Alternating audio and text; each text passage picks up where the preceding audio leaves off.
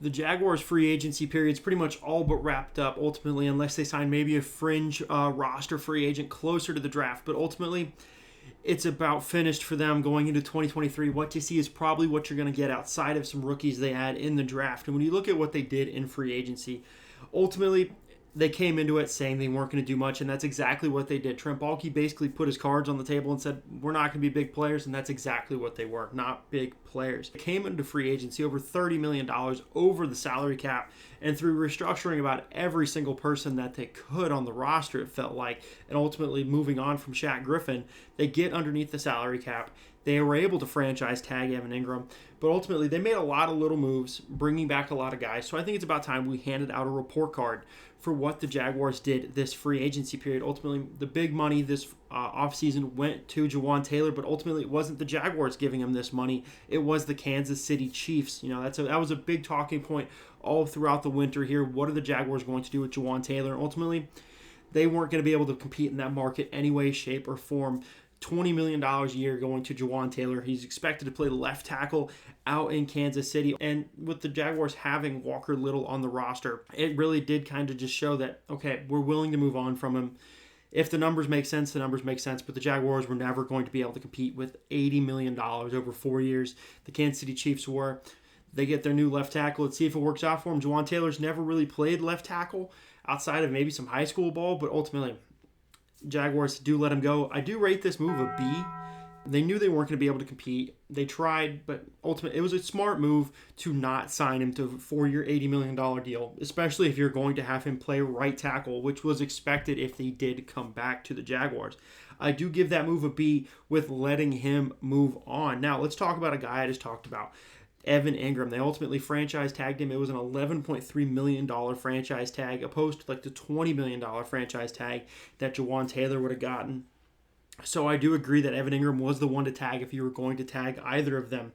Now, at the time of this decision being made, I think it was an A-plus decision. You cannot let him walk, especially when you look at the rest of the roster and what you're going to have. You need to have a tight end, because without him, you were going to be looking at Luke Farrell and Luke Farrell and Luke Farrell. Ultimately, Evan Ingram comes in. He is the clear tight end one on this roster. Now, seeing what the tight end market looked like in free agency, I do have to downgrade that grade a little bit. No tight end got any good money this year. It was a bunch of one-year deals. I think the highest deal I saw was Dalton Schultz getting $9 million. Well, that's not good money looking at the fact that Evan Ingram is $11.3 guaranteed million. Dalton Schultz was $9 million total dollars. I do grade it post free agency where we are right now with a B minus. Ultimately, I think I give the move an A minus. It was a smart move when it was made. Retrospect, wasn't the greatest move, but it was still the right move, if that makes sense. 73 receptions, over 750 yards, 4 touchdowns. Now, a lot of that did come in the Titans game. 11 receptions, over 150 yards, and 2 of those 4 scores came in the one game up in Nashville. But ultimately, you get somebody that Trevor Lawrence is familiar with, another year with Doug Peterson in this offense. Yes, his target's going to drop with the addition of Calvin Ridley, but I still think he's a huge asset for this Jaguars team. Now, another guy that I thought was not going to be on this Jaguars roster, and that was Andrew Dewey Wingard. 3 years, $9.6 million with $4 million guaranteed. I thought the Jaguars were just going to get outpriced in a bidding war with him. I thought that what happened with Jawan Taylor was going to happen to Dewey, somebody that is an incredible special teamer and somebody that might be able to contribute more snaps to a different team in that strong safety spot. He's really good in the box, really good just kind of run stuff. Ultimately, when he was a rookie, whenever he was an initial player in the league, he made a lot of business decisions. The big one that stands out in my head was him deciding not to tackle Derrick Henry, but he seems like he's grown out of it, and he was the heart and the soul of that 2022 team. It was always the Jaguars. That was repeated in my comments whenever I mentioned the fact that he might not be here in 2023.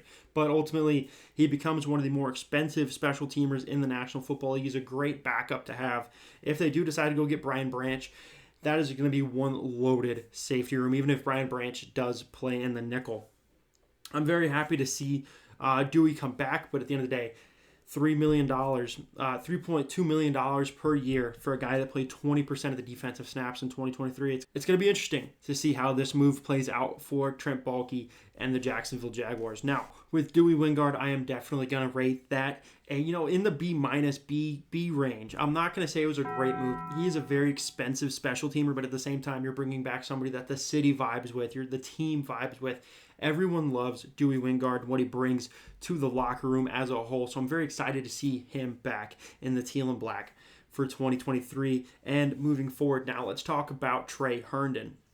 Trey Herndon is someone that a lot of people did not want to see back in Jacksonville. As much as people got onto Shaq Griffin for being burnt toast, they got onto Trey Herndon just as much. It was just Trey Herndon was getting a much smaller paycheck from the Jaguars. Ultimately, he does sign a fully guaranteed 1-year, $2.52 million deal with the Jaguars, and he was an average nickel at best. Like I talked about, he was just somebody that whenever you saw him on the field, you were expecting the worst to happen. It wasn't anything good coming from Trey Herndon. Ultimately, he did play 35% of the snaps in 2022. Ultimately, I'd like to see that number drastically decreased. But at the same time, he's your fourth corner on the roster. He's your fifth corner on the roster. Nothing special, and I'm okay with that. I do give the move to bring Trey Herndon back a C minus. I think I'm gonna settle in at a C there. He's somebody the locker room's familiar with, the team's familiar with him, and he's familiar with the system that Mike Caldwell's running here in Jacksonville. Ultimately, you just bring back another locker room guy, and it's good to just show the locker room that we're going to bring back our guys before outsourcing at the end of the day. So I do give that move a C. Now let's talk about Arden Key. Arden Key was a guy that a lot of people were upset to see go, especially whenever they found out he was going to be wearing the two-tone blue up in Nashville, Tennessee. He's signed with the Titans a 3-year, $21 million deal with $11 million guaranteed. Now, that's a little pricey for a guy, that did only get 4.5 sacks last year in 2022. Yes, he was among one of the pressure leaders for the Jaguars in last year, but at the same time, he's just a quality rotational piece. Yes, he leaves the void, but he was instrumental in building the entire city of Jacksonville. All of us should be thankful for him doing that, because that is what the Jaguars are losing. Not the 4.5 sacks, but the strong leadership. He's led the entire city through some of the darkest days that it's ever had. Did the Jaguars put themselves into a rough spot in the pass rushing category? Yes, probably. They really only leave Trayvon Walker, Josh Allen, and dare I say Kayvon Chase on, as the real only three main pass rushers on this team. But at the end of the day, you don't want to let that pressure you into a bad deal and overextend for a guy that, is he coming into his own? Maybe. But do you want to get stuck on the bad end of a deal if he's not, and if he really truly is just a 4.5 sack a guy a year? I don't know. That's not a thing I would want to get myself into. The decision to let him go, ultimately, I do have as a B minus. I think it was a good decision to not sign him to a $21 million deal. Nothing long term. See what you have going into a year in 2023, and post that, where the cap is expected to rise significantly. Let's see what we have in 2023 and beyond, as opposed to putting us in a bad spot. Let's talk about some guys that the Jaguars did bring in. Michael Dogbe, a 1-year, $1.08 million deal. A $1 million deal, whatever. Nothing fancy, nothing special. But when you look at what he could turn into, I think this was a great value pick. He's someone that, Trent Baalke, he fits perfectly into the Trent Baalke mold of what he looks for in defensive linemen. Does he have the intangibles to maybe have another good year? Does he have another season like Arden Key, where, he kind of comes in, not super important in his last team's role, but then with the new team, he's able to go out and he's able to perform on a 1-year deal and show that he is worth the $20 million deal going forward. I think this was a great value buy, and he's just a good rotational piece for the Jaguars. They don't have a ton of it going into 2023, and I think this is a great move. As with Henry Mondo, another 1-year deal. Probably going to be another close to league minimum value deal, not a ton of money guaranteed in it. And just another good depth piece. He did have his only 2 sacks in 2021, and if you get that kind of level of production from him in 2023, where you just get a rotational guy to give you 3 sacks, give you 2 sacks, awesome. Great value there as well. If you get that even close to level of production, if he gives you 20% of the snaps, cool. We'll move on. He's just a rotational piece anyway in a year where they're probably not expected to have a ton in the pass rushing category. Now, honestly, the best move that they made in free agency, Calvin Ridley wasn't a free agent, The best move in free agency, in my opinion, was the bringing in of D'Ernest Johnson. You get a great back that has a ton of tread left on his tires, and somebody that has shown that he can be a little bit of a bell cow. He showed that in Cleveland while everyone else was hurt. He fills in and averages 5 yards a carry. You know, he had a great season whenever he had his 100-plus carries in that season.